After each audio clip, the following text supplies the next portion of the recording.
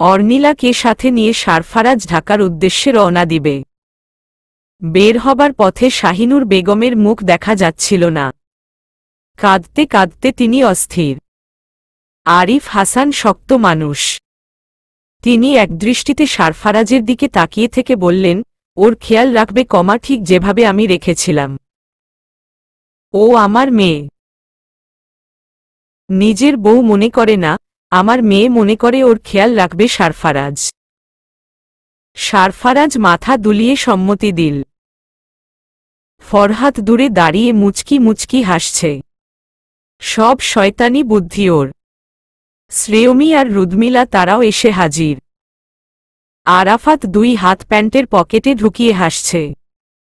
হেসে হেসে বলছে, যা তোরা, আমিও আসছি।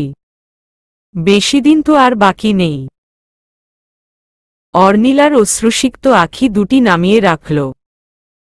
ব্যাগপত্র সব গাড়িতে তুলছে সিধু। ট্রেন অবধি তাদের এগিয়ে দিয়ে আসবে।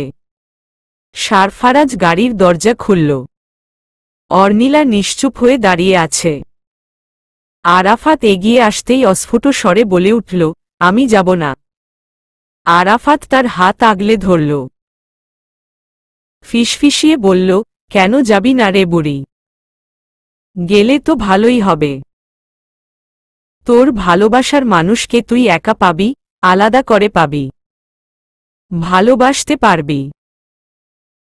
এটাই তো সময়, নিজের ভালোবাসা এবার তাকে বুঝিয়ে দে। আর কতকাল একপাক্ষিক ভালোবেসে যাবি? দৃষ্টি মেলে চাইল অর্নিলা।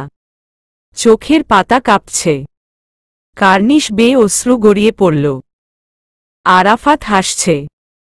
এই ছেলেটা সম্পর্কে তার দেওর হয়, সে হয় তার ভাবি। বলে ভাবি নাকি দেওরকে আগলে রাখে, অথচ তার দেওর তাকে আগলে রাখছে। আরাফাত তার দেওর না, নিজের আপন ভাই, সবচেয়ে কাছের বন্ধু। অর্নিলার মনের সব কথা তার নখদর্পণে। আরাফাত ধমকের সুরে বলল, দেখি, চল উঠত গাড়িতে। পেছনে থেকে ছোট ফুফু বলে উঠলেন, এ কি? দেওর ভাবিকে ধমক দিচ্ছে। অর্নিলা তো সম্পর্কে বড় হয় তোমার আরাফাত। শাহিনুর বেগম বলে উঠলেন, ওসব সম্পর্ক ওদের মাঝে নেই ভাবি। দুজন ছোট থেকে একসাথে বড় হয়েছে। এসব সম্পর্কের টানাপোড়েন ওদের মাঝে আনবেন না। তা বললে কি করে হবে? সম্পর্কে বড় মানে বড় ওখানে। থামিয়ে দিলবর ফুফু। তিনি গম্ভীর মুখে চেয়ে আছে সারফারাজের দিকে। সে এসেছে শুনে তাড়াহুড়ো করে বিদেশ থেকে এসেছে আজ 3 দিন। এর মধ্যেই সারফারাজ চলে যাচ্ছে। কথা হলো না ঠিক করে। আরিফ হাসান এগিয়ে গেলেন। অর্নিলা তাকে জড়িয়ে ধরে কান্না শুরু করে দিল। আরাফাত তাকে ধরে নিয়ে গাড়িতে বসাল। ফরহাদ এগিয়ে এসে বলল, আমি যাচ্ছি ওদের ছেড়ে দিয়ে আসতে। আরাফাত তুই যাবি? 2 কদম পিছিয়ে গেল আরাফাত। মাথা দুলিয়ে জবাব দিল না। আরিফ হাসান পেছনে ঘুরলেন। তিনি আর পারবে না। হয়তো আরও এগিয়ে দিয়ে আসতে গিয়ে অর্নিলাকে বাসায় ফেরত নিয়ে আসবেন তিনি। নিকুঞ্জ নিবাস এর দিকে ফিরে চাইলেন। এই বাড়িটা এখন নিশ্চুপ হয়ে গেল। এখন আর কেউ বাড়ির ছাদে ছোটাছুটি করবে না। আর কেউ তাকে ঔষধের কথা মনে করিয়ে দিবে না। রাত জেগে থাকত বলে বকা দেওয়ার মতো কেউ রইল না। তিনি বোধহয় একা হয়ে গেলেন। শাহিনুর বেগম এগিয়ে গিয়ে ছেলের মাথায় হাত বুলিয়ে দিলেন।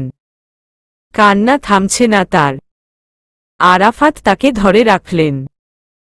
সবাইকে কাঁদিয়ে দিয়ে অর্নিলা আর সারফারাজ চলে যাচ্ছে। কে জানে, হয়তো এখান থেকে নতুন শুরু তাদের। ফরহাদ দুজনকে ট্রেন অবধি পৌঁছে দিল। অর্নিলা মন খারাপ করে কেবিনের মধ্যে বসে আছে। ফারাজ বাইরে দাঁড়িয়ে ফরহাতের সাথে, আর কিছুক্ষণের মধ্যেই ট্রেন ছাড়বে। ফরহাদ মুচকি মুচকি হেসে ফারাজের ঘাড়ে হাত রাখল। বলে উঠল, বুঝলি। এরপর টানা 2-3 বছর পর হাজির হবি। জোড়ায় আসবি না খবরদার। সাথে আরও একজনকে নিয়ে আসবি। তোর আজেবাজে কথা রাখো তো ফরহাদ। আজেবাজে কথা? সত্যি? তোর মনে হয় তুই সবার মতো আমাকেও বোকা বানাতে পারবি? শোন ফারাজ, আর কেউ পারুক আর না পারুক, এই ফরহাদ কিন্তু ফারাজের মনের কথা ভালো বুঝতে পারে। আমি জানি তোর মনে কি চলছে। আরে আমরা রক্তে মিশে আছি। ফারাজ চোখ ঘুরিয়ে তাকালো। ফরহাদ বলে উঠল, কিন্তু সাবধান বাদরার। বাচ্চা মানুষ তো। বাচ্চা মানুষ? কে বাচ্চা? অনি। ও অনেক বড় হয়ে গেছে এখন, তুই হয়তো দেখে বুঝতে পারছিস না, নয়তোবা না বোঝার ভান করছিস। এজন্যই বোধহয় ফারাজ ভাইয়ের তরস হইছে না। কি সব কথা বলছিস ফরহাদ? আমি এখনো অনিকে পুরোপুরি বিশ্বাস করি না। আফটার অল ও শামশের শিকদারের মেয়ে। ওদের বংশের কাউকে বিশ্বাস করতেই আমায় ভয় করে। ফরহাদ হালকা কাশল, খানিকটা সিরিয়াস মুড নিয়ে বলে উঠল, তুই লিখে রাখো। আমি বলে দিচ্ছি, অনি একদম তেমন নয়।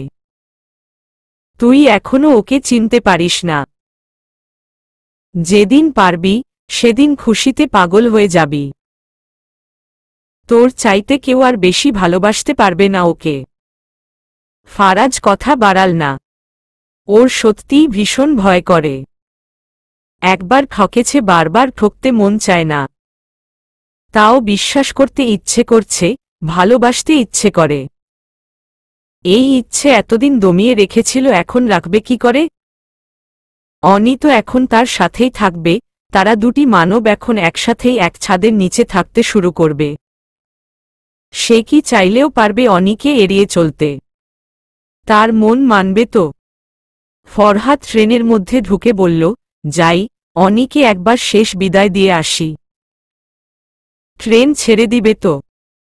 সারফারাজ দাঁড়িয়ে ভাবছে, ঘন ঘন শ্বাস নিচ্ছে। ভাবনার যেন শেষ হচ্ছে না। ট্রেন ছেড়ে দিল। মোহনগঞ্জ এক্সপ্রেস থেকে ট্রেন ছুটছে ঢাকার উদ্দেশ্যে।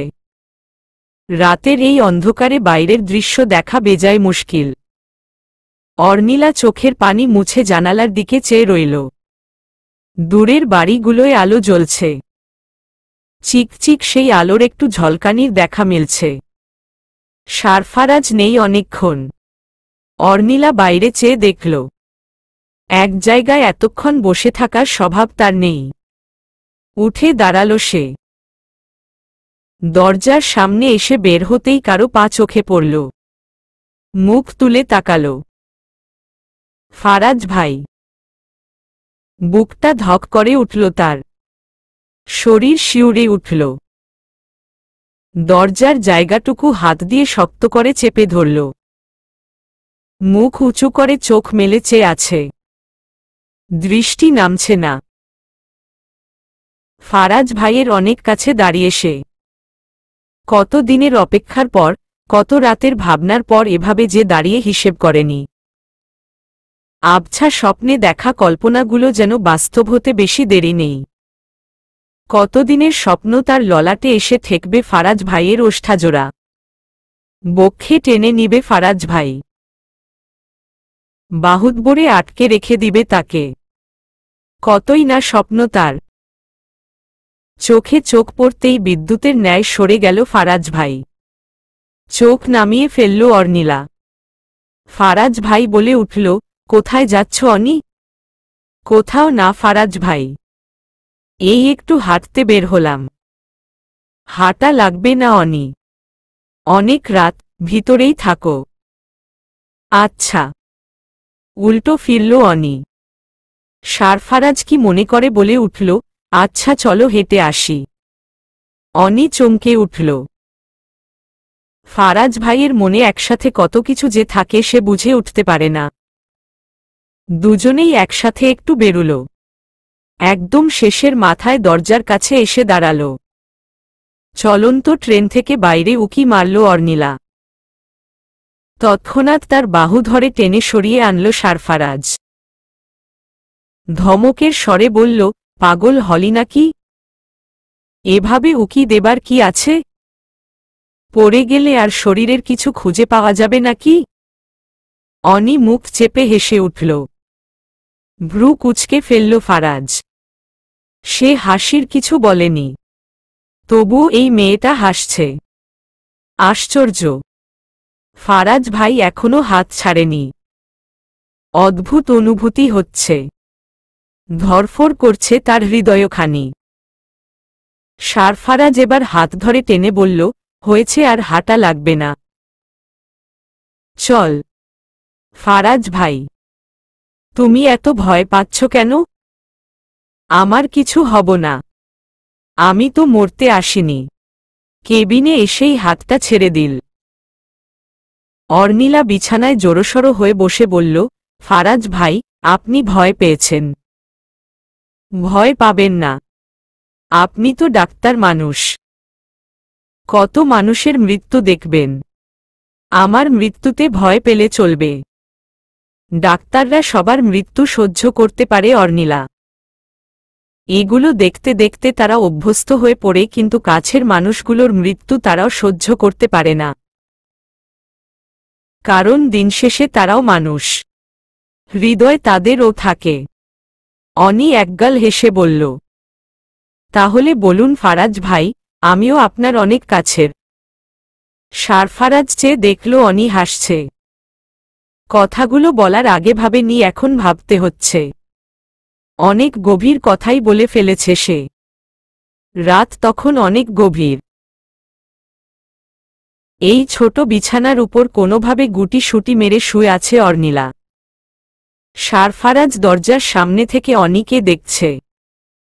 খোলা জানালা থেকে বাতাস আসছে তীব্রত্রে। অনি কাঁপছে। ওর বোধহয় শীত লাগছে। সারফারাজ এগিয়ে গিয়ে জানালা বন্ধ করল। এবার সাদা রঙের একটা লাইট জ্বলছে মাথার উপর।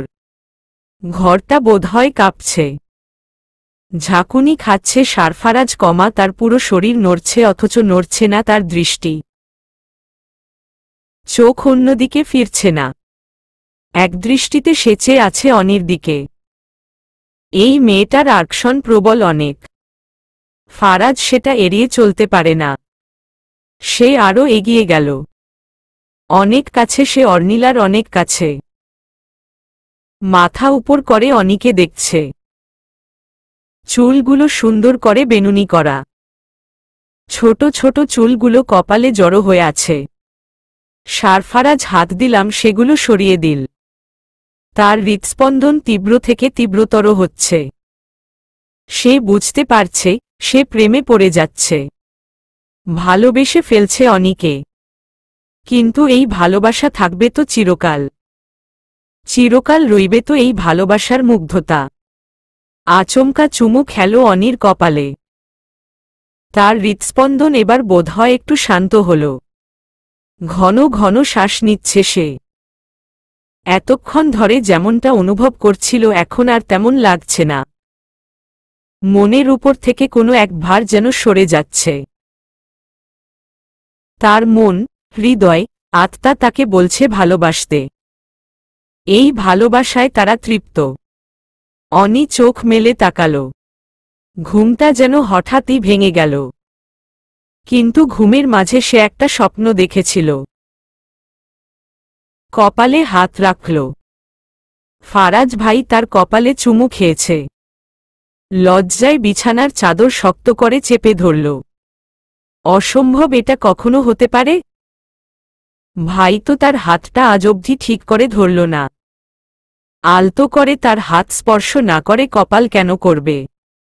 এটা কি কখনো হয়? চারপাশ চোখ বুলিয়ে দেখল ফারাজ ভাই নেই।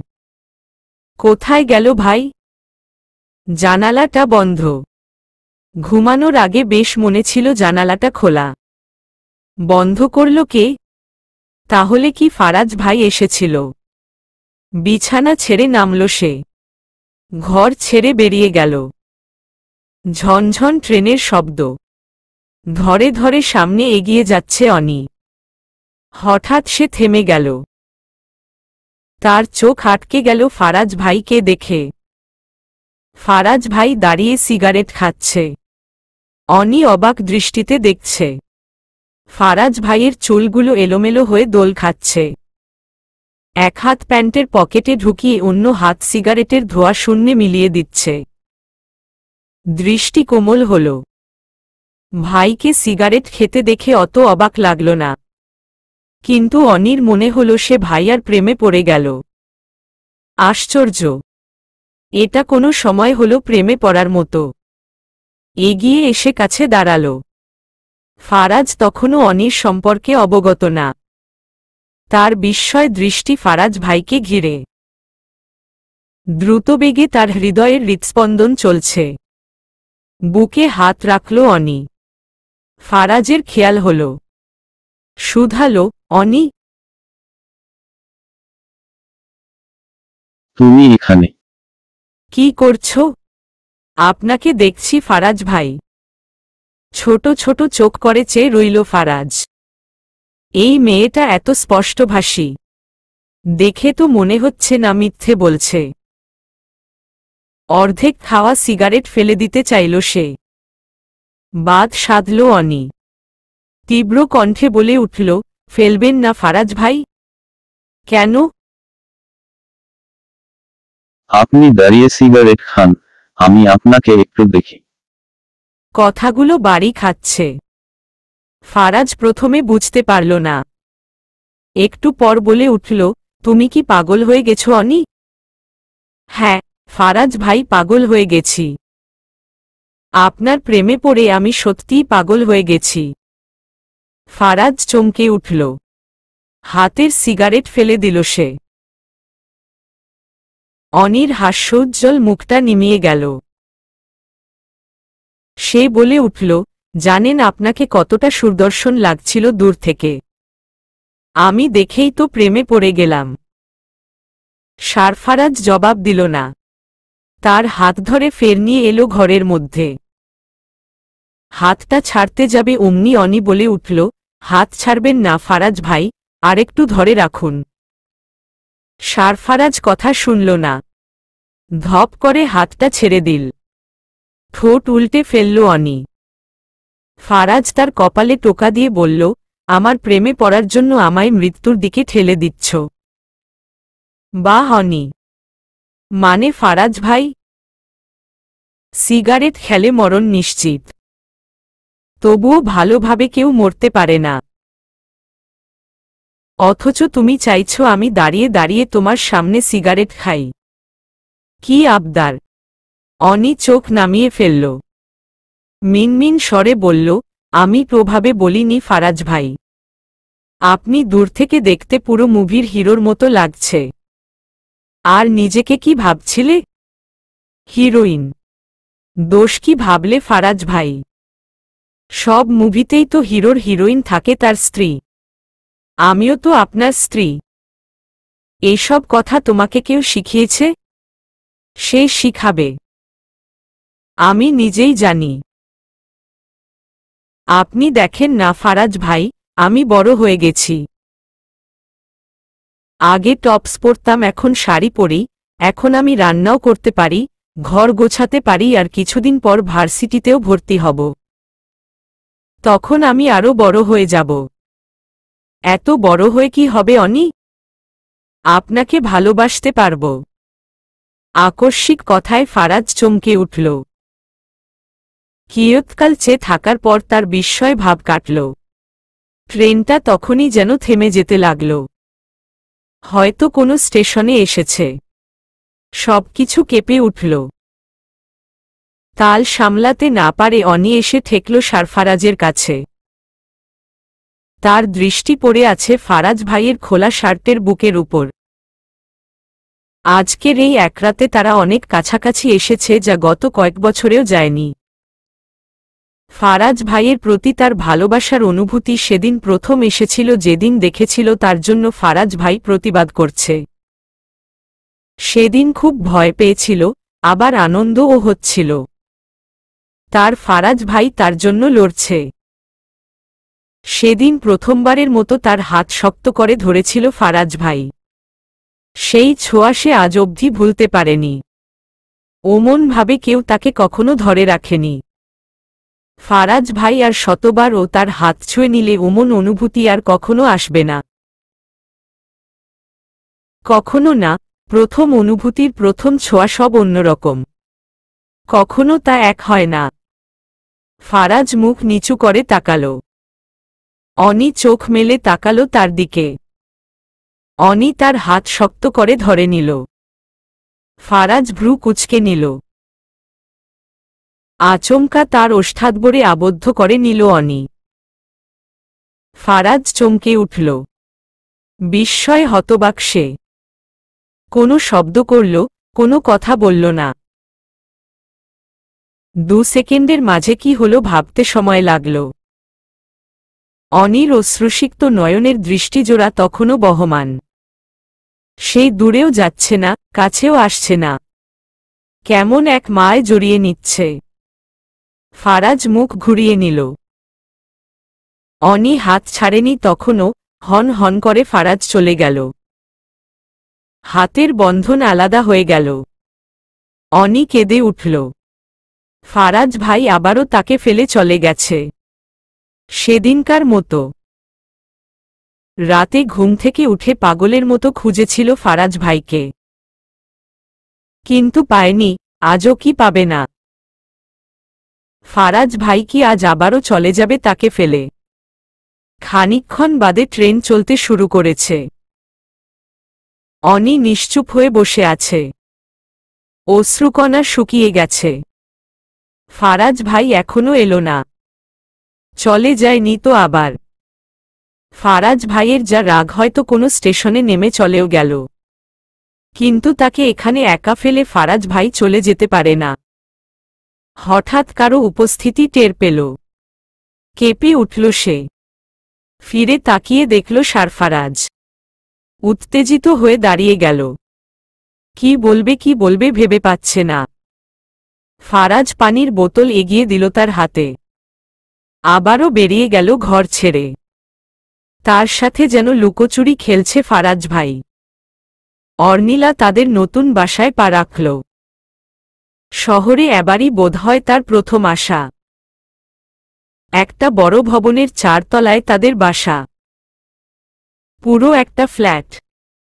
অর্নিলার মনে আজেবাজে চিন্তা ঘুরঘুর করছে। এত বড় ফ্ল্যাটে ফারাজ ভাই কি একা থাকত? কিভাবে থাকত? কেউ আসতো না এখানে? স্ত্রীদের যেন একটা বিশেষ গুণই থাকে অকারণে স্বামীদের সন্দেহ করা। অর্নিলা সেখান থেকে বঞ্চিত হয়নি। তবে খানিকটা অবাক হয়েছে। ঘরের টেবিলের উপর বই খাতা ছড়িয়ে ছিটিয়ে আছে। এমনটা হবার কথা না। ফারাজ ভাই সবসময়ই তার জিনিসপত্র গুছিয়ে রাখেন। এই স্বভাবটা তার বেশ ভালো লাগে। কিন্তু এখানে এসে খানিকটা যেন বিগড়ে গেল। অনেক কিছুই অগোছালো। ফারাজ ভাই যেদিন বাড়িতে ছিল সেদিনও বড্ড অগোছালো ছিল। সারফারাজ ব্যাগগুলো রাখল কোনায়। ততক্ষণে দেখল অর্নিলা কোমরে শাড়ির আঁচল গুজে নিচ্ছে। চারপাশ উকি ঝুঁকি মারছে। সারফারাজ শুধায়, কিছু খুঁজছ অনি? ঝাড়ু খুঁজছি। কোথায় আছে? রান্নাঘরের দিকে। আচ্ছা, তোমার এখন কিছু করা লাগবে না। হাত মুখ ধুয়ে নাও। আমি দোকান থেকে কিছু নিয়ে আসি। কিছু কেন আনবেন? বাজার করে নিয়ে আসুন। সারাটে দিন পড়ে আছে। বাজার করে আনব? এখন? হ্যাঁ, যান। এরপর এসে গোসল সারবেন। বলেই একদম ঘরের গিন্নির মতো সব কাজ নিজের কাঁধে তুলে নিল। একজন দায়িত্বশীল রমণী, সে এসে হাল ধরেছে তার ঘরের, নিজের সংসারের। সারফারাজ একটা মানিব্যাগ বের করে দেখে নিল। হ্যাঁ, হয়ে যাবে। দরজার কাছে দাঁড়িয়ে বলল, বন্ধ করে দাও দরজাটা। আসছি। ছুটে গিয়ে দরজা বন্ধ করল। ঘরের সব জিনিসপত্র একে একে ধুয়ে মুছে পরিষ্কার করে নিচ্ছে। পাকা হাতের কাজ, কোনো কিছু এদিক থেকে ওদিক হচ্ছে না। বালিশের কভার, বিছানার চাদর এসে জমা করল বাথরুমের কাছে। সাবানের গুঁড়া পাওয়া গেল। বেশ, এগুলো সাবান পানিতে ভিজিয়ে আবারও ঘরে গেল। কেমন এক ভ্যাপসা গন্ধ বের হচ্ছে ঘর থেকে। ফারাজ ভাই তাদের ওখানে থেকেছে সেই দিন ও তো কম খানেক না। জানালা খুলে দিল। হুড়মুড়িয়ে বাতাস আসছে। দক্ষিণ দিকের ঘর বোধ হয়। এই ফ্ল্যাটের বেডরুম দুটো, মাঝখানে বড় বসার ঘর, একটা বাথরুম। এই বেডরুমের ঘরে আরেকটা বসার ঘরে, তার পাশেই রান্নাঘর। ঘরগুলো ভালোই বড়। এদিকে বেলকনিও আছে দেখা যাচ্ছে। এসবের কোনো যত্ন নেওয়া হয়নি। ফারাজ ভাই চাইলেই পারত বেকনিতে ফুল গাছ লাগাতে, হয়তো সময় হয়নি। বেচারার তো পড়েই সময় শেষ হয় না। এসব করবে কখন? বিছানার চাদর বদলে দিল। বালিশগুলোর কভারে ভরে ঠিক জায়গায় রাখল। জোড়া জোড়া বালিশ, অথচ মানুষ থাকত একজন। কি আশ্চর্য! এসব ছোট বিষয় নিয়ে এমন মাথা ঘামাতে হয়। তার মন এতটা ছোট হয়ে যাচ্ছে। পুরো ঘর ঝাড়ু দিয়ে ময়লা এসে জমাল বসার ঘরে। কাজ এখনো বাকি। ফারাজ ভাই বাজার আনলে রান্না চাপাতে হবে, কতগুলো আধোয়া কাপড় চোপড় ধুতে হবে। কাজের শেষ নেই, অথচ অর্নিলা সব করে যাচ্ছে আনন্দে। তার আনন্দ হচ্ছে নিজের ছোট একটা অগোছালো সংসার। এই সংসার নিজ হাতে এখন সে সাজাবে। ভাবতেই আনন্দ পাচ্ছে। দরজায় কড়া নাড়ল কেউ। কে এসেছে? ফারাজ ভাই নাকি? হ্যাঁ, সময় তো অনেক হল। কোমর থেকে শাড়ির আঁচল নামিয়ে দরজার দিকে এগিয়ে গেল। দরজা খুলতেই এক মেয়েরই কণ্ঠ তার কানে এসে বাজল। সারফারাজ ভাইয়া, আপনি এসেছেন। মা আপনার জন্য এসব। মেয়ে থমকে চাইল। অর্নিলাও চেয়ে আছে অদ্ভুতভাবে। মেয়েটার হাতে ভাতের প্লেট। খাবার নিয়ে এসেছে? কিন্তু কেন? চোখ ছোট ছোট করে ফেলল অর্নিলা। মেয়েটার গায়ের রং ফর্সা, সুশ্রী চেহারা, গোল গোল দুটো চশমা পরে আছে। চোখে মুখে একগাল হাসি। মনে হচ্ছে ফারাজ ভাইয়ের আশায় সে অনেক খুশি। নয়তবা এত কম সময়ে কিভাবে টের পেল ফারাজ ভাই এসেছে? এত নজর রাখে সে। অর্নিলা প্রশ্ন করার আগে মেয়েটা শুধায়, কে তুমি? অনির শরীর যেন জ্বলে উঠল। কত সাহস ভাবা যায়! তার বাসার সামনে দাঁড়িয়ে তাকেই জিজ্ঞেস করছে সে কে। অর্নিলা জবাব দিল না। উল্টো প্রশ্ন করল, তুমি কে? এখানে কি করছো? সারফারাজের কাছে এসেছি। সে আছে? ফারাজ ভাই তো তোমার ছোট নয়। নাম ধরে কেন ডাকছ? ও এভাবেই মুখ দিয়ে বেরিয়ে গেল। আমি বাড়িওয়ালার মেয়ে। এই উপরের তলায় থাকি। সারফারাজ ভাই এসেছে দেখে তার জন্য দুপুরের খাবার নিয়ে এলাম। মা পাঠিয়েছে। অনেকদিন পর এলো তো, হয়তো কিছু জোগাড় করতে পারবে না তাই ভেবে। অর্নিলা ধপ করে ভাতের প্লেট হাতে তুলে নিতে গেল। অমনি মেয়েটা সরে গিয়ে বলল, এ কি করছ? তুমি এই ময়লা হাতে ভাতের প্লেট ধরছ? দেখি সরো, আমি ভেতরে গিয়ে রেখে আসি। অর্নিলা পাশ সরে দাঁড়ায়। মেয়েটা ভেতরে এসে সোফার উপর খাবারের প্লেট রেখে দাঁড়িয়ে আশপাশের দিকে তাকিয়ে থাকে। ঘরে পায়চারি করছে আর একাই একাই বলছে, আমার নাম মেঘলা। তুমি মনে হচ্ছে পুরো ঘর পরিষ্কার করেছ। বেশ ভালো করেছে।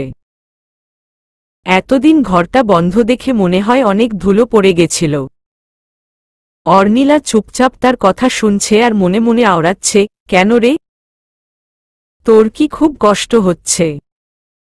হলে এসে পরিষ্কার করে দিয়ে গেলি না কেন? এখানে এসে ভাষণ দিচ্ছিস? আর তুই কে? হ্যাঁ, আমার ঘরে ঘোরাঘুরি করছিস কেন? মেঘলা এবার অর্নিলার দিকে ফিরল। মেঘলা তার চেয়ে বোধহয় ছোটই হবে, তবে খুব উড়নচণ্ডী আর চঞ্চল। আবারও জিজ্ঞেস করল, আচ্ছা তুমি কে? সারফারাজের সাথে এসেছ? কি হয় সে তোমার? ভাইয়া। তুমি কি তার দেখাশোনার জন্য এসেছ? অর্নিলার ইচ্ছে করল ঘুরিয়ে মেয়েটাকে একটা চড় দিতে। এটা মেয়ে না মাথা ব্যথা, পটর পটর করেই যাচ্ছে। আবারও ফারাজ ভাইকে নাম ধরে ডাকে।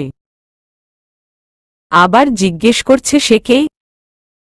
অর্নিলা শাড়ির আঁচল কোমরে গুজল, 2 হাত কোমরে রেখে বলল, আমি তোমার সারফারাজ ভাইয়ের বউ, মানে তোমার ভাবি। ভাবি এখন থেকে এখানে থেকেই ভাইয়ের দেখাশোনা করবে, বুঝতে পেরেছ মেঘু? মেঘলার চোখ মুখ যেন আতকে উঠল। ঈষৎ বিস্ময়ে সে স্তম্ভিত, তবে চালাক চতুর। দ্রুতই সামলে উঠে বলল, ভাইয়ার বিয়ে হয়ে গেল? কই, আমাদের তো দাওয়াত দিল না। কিছু বলল না।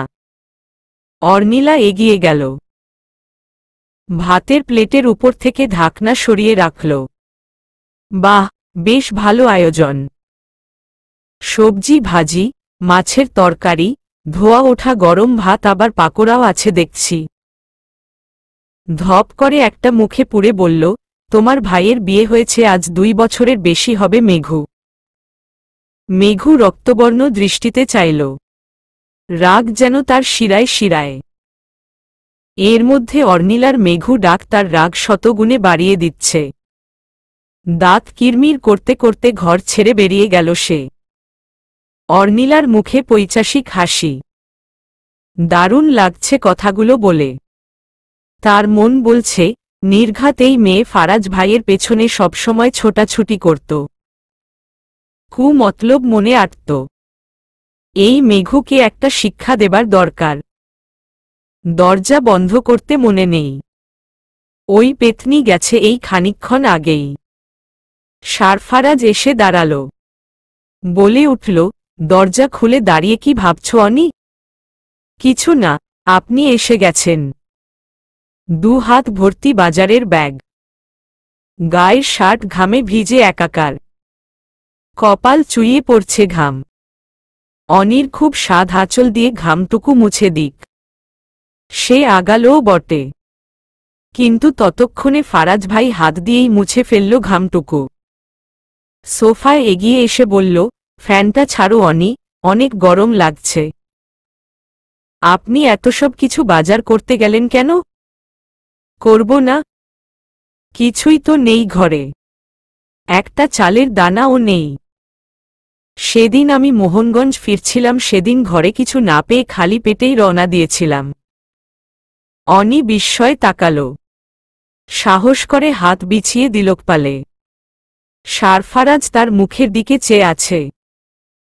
অনি মলিন কণ্ঠে বলে উঠল, নিজের এত অযত্ন কেন করেন ফারাজ ভাই?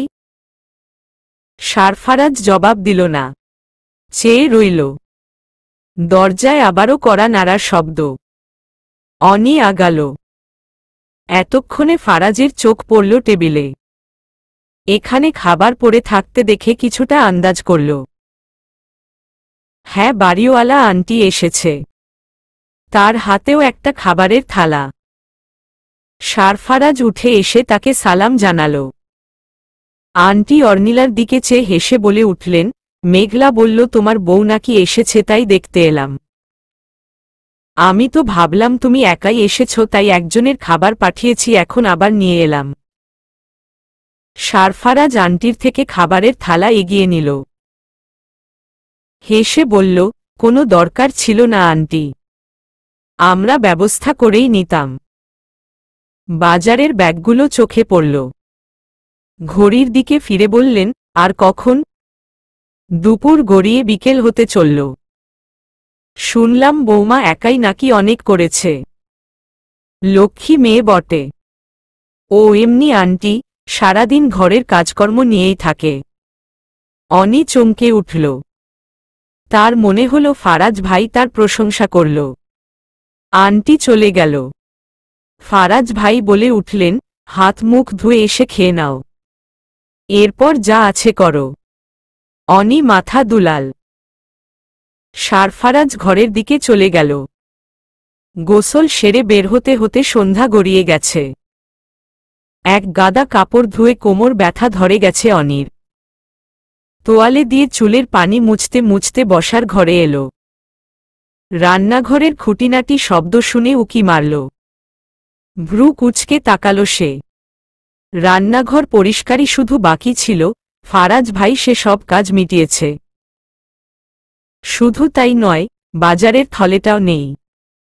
মনে হচ্ছে সব গুছিয়ে রেখেছে। চুলোয় ভাত ফুটছে টকবগিয়ে।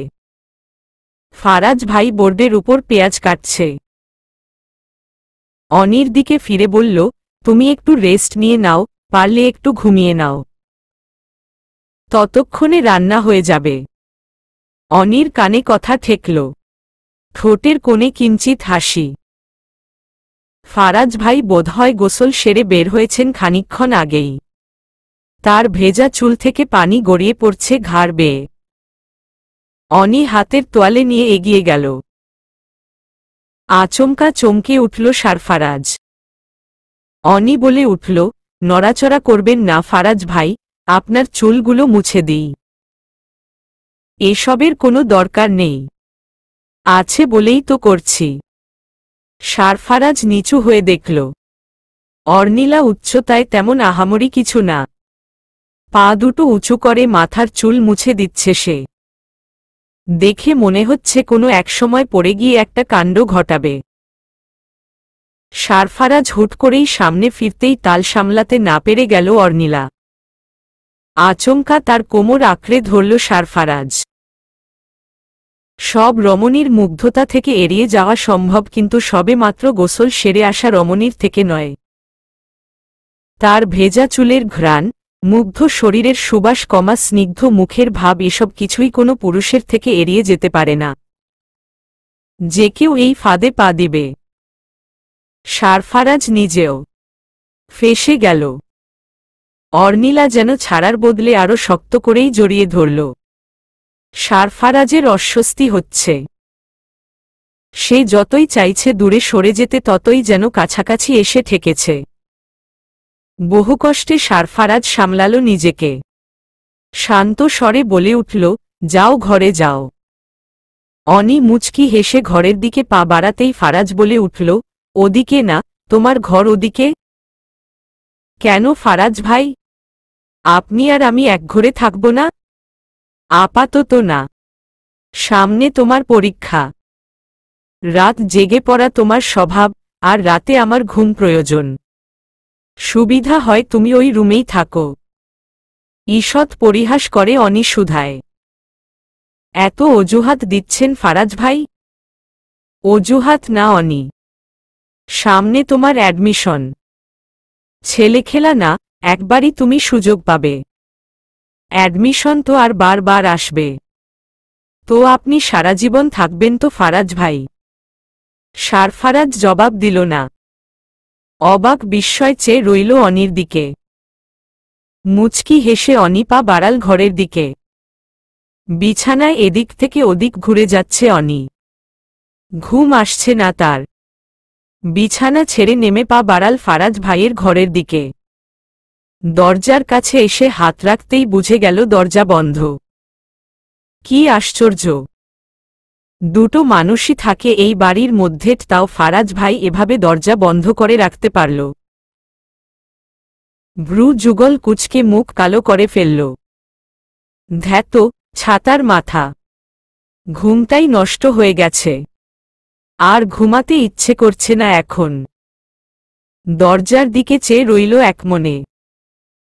হঠাৎ মনে হল দরজা খুলে যাচ্ছে। সত্যি সত্যি তাই হল। দরজার খুলে সারফারাজ হতভম্ব। হতবাক দৃষ্টিতে চেয়ে রইল অর্নিলা। তার দৃষ্টিতে বিস্ময় ঘুরপাক খাচ্ছে। মনের কথা এভাবে সত্য হয়ে যায় সে জানত না। সারফারাজ গম্ভীর স্বরে শুধায়, এত রাতে এভাবে ঘোরাঘুরি কেন করছো অনি? ঘুম আসছে না তাই, কিন্তু আপনি কি করছেন ফারাজ ভাই? আপনিও তো জেগেই আছেন। ঘুম না আসলে গিয়ে পড়তে বসো। এখানে ওখানে ঘোরাঘুরির কি আছে? সামনে না তোমার অ্যাডমিশন। অর্নিলা বাঁকা চোখে ফিরে তাকিয়ে জবাব দিল, যাচ্ছি। সারফারাজ ঘর ছেড়ে বেরিয়ে এসে বলল, তোমার স্বপ্ন কোনটা অনি? কোনো ইউনিভার্সিটি? অনি পিছন ফিরে বলল, ঢাকা ইউনিভার্সিটি। তাহলে এভাবে আমার পিছু ঘোরাঘুরি না করে পড়তে বসো, তাহলে কিছু চান্স থাকবে। যারা ঢাকা ইউনিভার্সিটিতে চান্স পেতে তারা সারা দিনরাত পড়তে থাকে, এভাবে ঘোরাঘুরি করে না।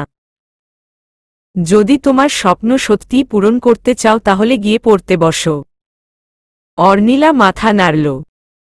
ঘরে এসেই বিছানায় বই খাতা নিয়ে বসে পড়ল। এই ঘরে শুধু একটা আলমারি আর বিছানা, কোনো টেবিল নেই। বিছানায় বসে কোলের মধ্যে বালিশ নিয়ে বই খুলে পড়তে বসল। সে মোটেও এতদিন ঘোরাঘুরি করেনি, পড়েছেও বটে। ফারাজ ভাইয়ের চোখ থাকতেও নেই, তার দিকে তো কোনো নজরই নেই, কমা দেখবে কি করে? পেন্সিল হাতে নিল, বইটা বের করে পড়তে শুরু করল। খাতায় একটু একটু করে নোট করতে লাগল। আধ ঘন্টা বাদে দরজায় কড়া নাড়ল কেউ। অনি পিছন ফিরে তাকাল। ফারাজ ভাই দাঁড়িয়ে। মুচকি হেসে বলল, বউয়ের ঘরে আসতে আবার অনুমতি লাগে নাকি ফারাজ ভাই? আগে তো বউ ছিল না, জানতাম না, জেনে নিলাম। এগিয়ে এসে ল্যাম্পশেডের পাশে কফির মগটা রেখে দিল। বলল, ঘুম আসলে ঘুমিয়ে পড়, জোর করে রাত জেগে পড়ার কিছু নেই। আপনি বানিয়েছেন আমার জন্য কফি? ভাবা যায়। রাতে ভাত তরকারি রান্না করে খাইয়েছি, এখন কফি দেখে তোর ঢং শুরু হল। মাথায় টোকা মেরে বলল, কোনো বই লাগলে তার লিস্ট করে রাখবি, আমি কাল নিয়ে আসব। আপনার ইন্টার্নশিপ কবে থেকে শুরু ফারাজ ভাই? সময় আছে ঢের, সেসব তোকে জানতে হবে না, তুই পড়তে থাক। খিদে পেয়েছে ভাই, কফি খেয়ে নে। এটা খেলে পেট ভরবে। বিস্কুট নিয়ে আসছি। বেরিয়ে গেল ফারাজ। অনি মজা লাগছে। ফারাজ ভাই তাকে ভালোবাসুক আর না বাসুক, তাকে তো ভালোবাসিয়েই ছাড়বে। দরকার পড়লে জোর করে আদায় করে নিবে। ফারাজ ভাইয়ের যত্ন তার চাই, ফারাজ ভাই ইচ্ছে করে না করলে সেটাও জোর করে আদায় করে নিবে। কফি হাতে নিয়ে পায়চারি করতে করতে পড়ছে। অনেক পড়তে হবে, যেভাবেই হোক ঢাকা বিশ্ববিদ্যালয়ে চান্স পেতে হবে। এটা শুধু তার স্বপ্নই না, আরও অনেক কিছু। ফারাজ ভাইকে সে চমকে দিবে। ফারাজ ভাই মনে করে তাকে দিয়ে কিছু হবে না, ঢাবিতে চান্স পেয়ে দেখিয়ে দিবে সে নিজেও কিছু কম না।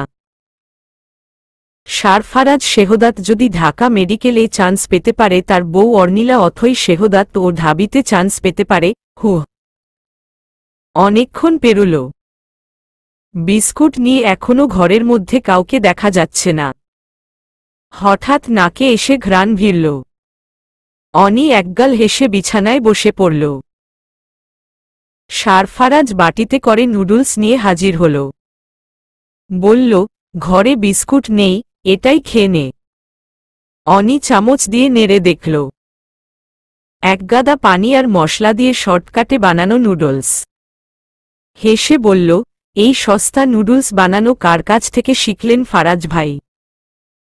সস্তা নুডলস খেয়ে পেট ভরা।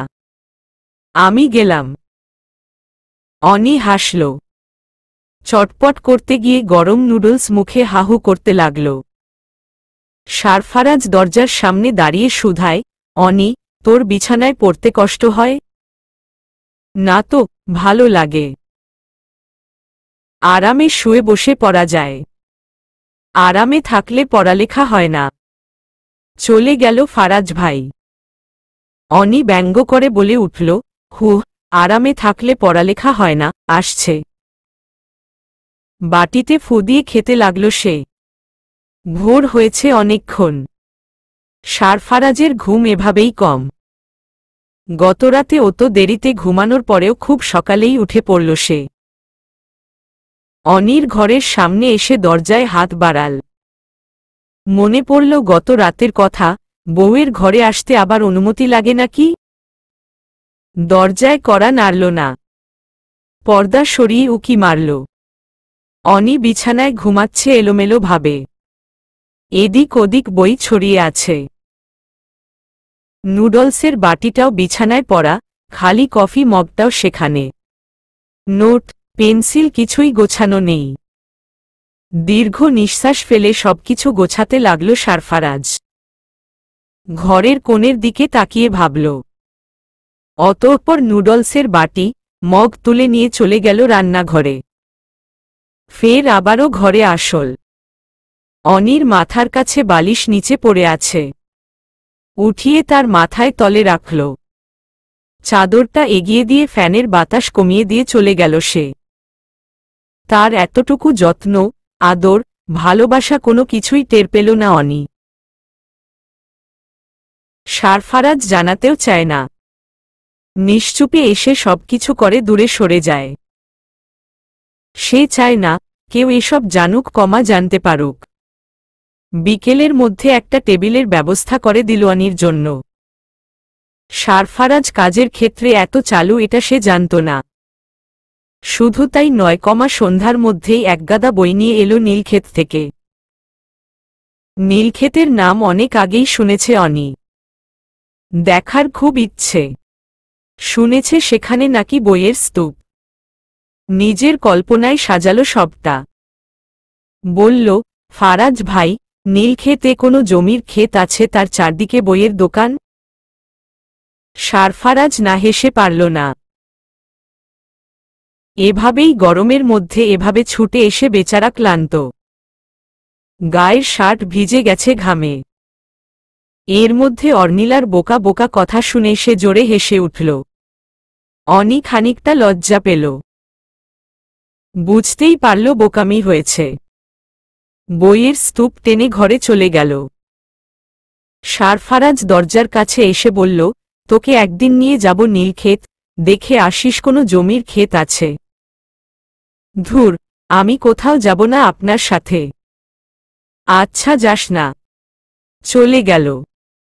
কি অদ্ভুত! আরেকবার তো সাধতে পারত। ফারাজ ভাই কি কিছুই বুঝে না। নতুন একটা কোচিংয়েও ভর্তি করিয়ে দিয়েছে। অর্নিলা রাস্তাঘাট তেমন কিছুই চিনে না। তবে কোচিংটা বাড়ির কাছেই। সপ্তাহে 3 দিন যেতে হয়। বাসার সামনে থেকে একটা রিকশায় চড়ে সে যায়, আবার রিকশায় চড়েই ফিরে আসে। ইদানিং পড়াশোনা করছে ধুমিয়ে। সারফারাজ সকালবেলা উঠে নাস্তা বানিয়ে চলে যায় মেডিকেলে। সন্ধ্যার আগেই ফিরে আসে। রান্না চাপায়। এক বেলার রান্নাতেই তাদের হয়ে যায়। দুজন মানুষের আর কত? অর্নিলার রান্নাঘরে আসা ঘোর বারণ। টেবিল ছেড়ে সে উঠতেই পারে না। সারাক্ষণ পড়াশোনা। সারফারাজ দেখছে মেয়েটা প্রচুর পরিশ্রম করছে। এবার যদি টিকে যায় তাহলেই হয়। ওর মতো তো আরও হাজার হাজার শিক্ষার্থীও পরিশ্রম করছে। সবার লক্ষ্য একটাই। কিন্তু কার ভাগ্যে আছে বিধাতায় ভালো জানে। তবু নিরাশ হলে চলবে না। প্লেটে 1 কাপ চা আর 2টো বিস্কুট নিয়ে হাজির হয়। টেবিলের কোনায় রেখে অনিকে দেখে। তাকে খুব ক্লান্ত দেখাচ্ছে। চোখ মেলে তাকাতে পারছে না এমন হাল। তবুও মেয়েটা হাসে। সারফারাজের কি হয় সেই জানে। আনমনে তার মাথায় হাত বুলিয়ে বলে, একটু ঘুমিয়ে নে অনি। এই তো এই পাতাটা পড়ে শেষ করে নেই, এরপর ঘুমাবো। এত চিন্তার কিছু নেই, দেখবি তুই পারবি। অর্নিলা হাসে। চায়ের কাপে চুমুক দিয়ে বলে, তুমি যখন বলেছ তখন আমি পারবই। সারফারাজ দাঁড়িয়ে থাকে। পুরো খাতা নোট করা, কালো রঙের কলম দিয়ে গুটি গুটি লেখা। অর্নিলা চায়ের কাপে বিস্কুট ডুবিয়ে খায়। বলে, তোমার অনেক কষ্ট হয়, তাই না ফারাজ ভাই? সকাল সকাল এই নাস্তা বানাও, মেডিকেলে যাও, আবার এসে ঘরের কাজ করো। ঘরের কাজ আর কোথায় করি, একটু রান্নাবান্না করি। আমি আগেও করতাম। তোর এত ভাবনার দরকার নেই। এক চুমুকে চায়ের কাপ শেষ করে বলে, আচ্ছা। অনি, সামনের সপ্তাহে চট্টগ্রামে পরীক্ষা শুরু হবে, তুই দিতে যাবি না? না ভাই। কেন? আবেদন করিসনি? করলি না কেন? আমার বিশ্বাস ছিল চট্টগ্রামে পরীক্ষা দিলে তুই টিকতি, রাজশাহীতেও তোর চান্স হতো। অর্নিলা উঠে দাঁড়ায়, বিছানার দিকে এগিয়ে গিয়ে বলে, আমি ঢাকাতেই পড়ব ফারাজ ভাই। ও চান্স পেলেও আমি যাব না। আপনাকে ছেড়ে আমি দূরে কোথাও যাব না। বালিশে মুখ গুজে সে। সারফারাজ ঈষৎ হতবাক হয়ে যায়। খেয়াল করে মেয়েটা এক কাপ চা খেয়েও ঘুমাতে চলে গেল। অনেক ক্লান্ত ছিল বোধহয়। সারাটে দিন পড়াশোনা করে যাচ্ছে। টেবিল গুছিয়ে রাখে। অর্নিলার গায়ে চাদর টেনে নিঃশব্দে বের হয়ে যায়। সোফার উপর বসে পড়ছে অর্নিলা। আর দুদিন বাদেই ঢাবিতে পরীক্ষা।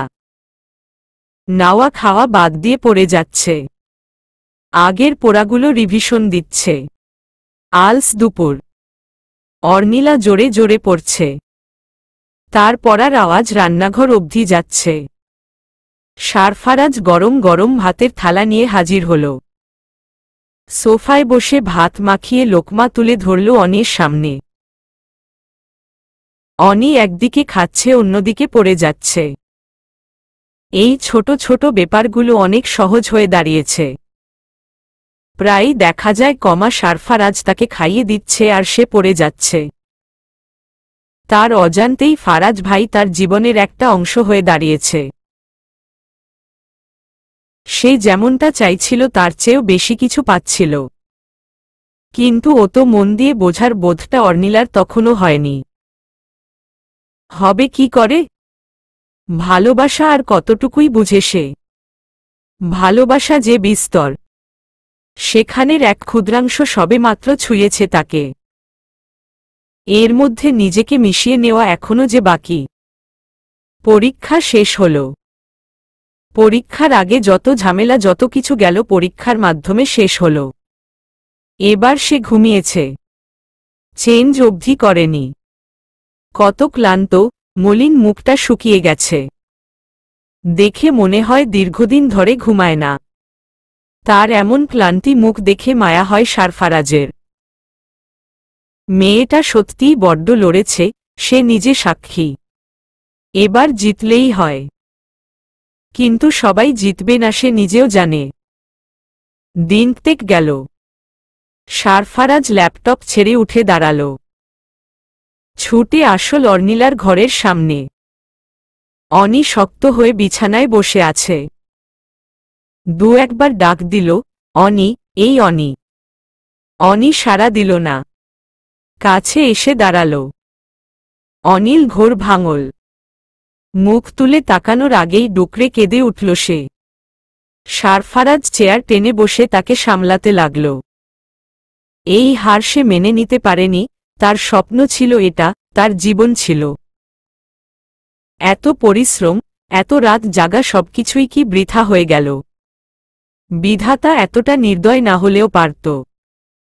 সারফারাজ জড়িয়ে ধরল তাকে। তার শার্টটা আঁকড়ে ধরে কাঁদছে অনি। সান্ত্বনা দেবার মতো কিছু নেই। তবুও বলছে, কিছু হয়নি অনি, কিছু না। এখানে সব শেষ না। এখনো অনেক ভার্সিটি আছে। জাহাঙ্গীরনগর, গুচ্ছ, 7 কলেজ। একটাতে তোর চান্স হয়েই যাবে। এত কাদার কিছু নেই। বললেই হলো নেই। রাত জেগে যেই স্বপ্ন সে জাগিয়েছিল তা তো ভেঙে গেল। কখনো চোখে দেখেনি সেখানকার রাস্তাঘাট, তাও মনের ভেতর সবকিছু সাজিয়েছিল। না দেখেই এত করে চাইল তবু পেল না। সারফারাজ মাথায় হাত বুলিয়ে দিচ্ছে। কান্নার রেশ কমেছে, কষ্ট নয়। সারফারাজ মলিন কণ্ঠে বলল, হয়েছে অনি, এত কাদার মতো কিছু হয়নি। যার ভাগ্যে যা ছিল তাই পেয়েছে। গিয়ে দেখো, তোমার চেয়েও কারো কাছে সেটা বেশি গুরুত্বপূর্ণ ছিল। তুমি হয়তো না পেয়ে কদিন কাঁদতে, কিন্তু তাকে সারা জীবন ভুগতে হতো। বিধাতা যা করে ভালোর জন্যই করে। এখানে সবকিছুরই শেষ না। থামো। অনি মুখ তুলে তাকাল। চোখের কার্নিশ বেয়ে নোনা অশ্রু গড়িয়ে পড়ছে। সারফারাজ মুছে দিল অশ্রুকণা। সচোখে তার সামনে কপালে চুমু খেলো আলতো করে। হেসে বলল, চল ঘুরে আসি। তৈরি হয়ে নে, আমরা আজ বাইরে যাব। অর্নিলা বিস্মিত নয়নে চেয়ে রইল শুধু। চলবে।